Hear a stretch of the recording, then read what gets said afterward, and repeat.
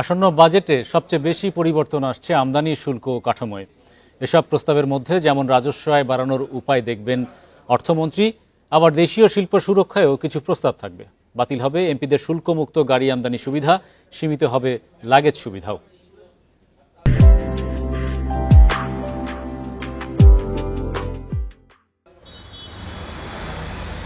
অনুমোদিত গাড়ি আমদানিতে কোনো শুল্ক কর দিতে হয় না সংসদ সদস্যদের।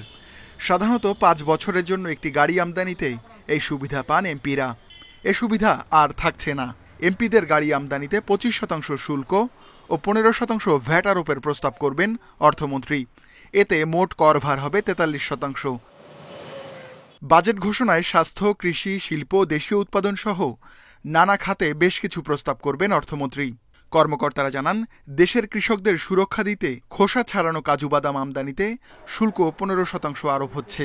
কিডনি রোগীর ডায়ালাইসিসে ব্যবহৃত ফিল্টার ও সার্কিটে শুল্ক কমে ১ ভাগ করা হবে। এছাড়া অ্যাম্বুলেন্সের প্যাসেঞ্জার কেবিনের দৈর্ঘ্য ৯ ফুট নির্ধারণ করার প্রস্তাব করবেন অর্থমন্ত্রী। ফ্রিজের কম্প্রেসর আমদানিতে শুল্ক সুবিধা বাতিল হচ্ছে, তবে এসির কাঁচামাল আমদানিতে শুল্ক বাড়বে ৫%। আর দেশে উৎপাদিত মোবাইলের কাঁচামাল আমদানিতে শুল্ক সুবিধা থাকবে আরও ২ বছর।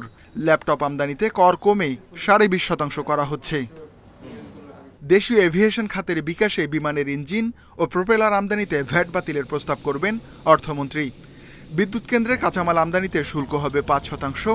নানা ধরনের কর ভারে পড়ছে হাইটেক পার্ক ও অর্থনৈতিক অঞ্চলগুলো। ২ ক্ষেত্রে মূলধনী যন্ত্রাংশে শুল্ক বসছে ১ ভাগ।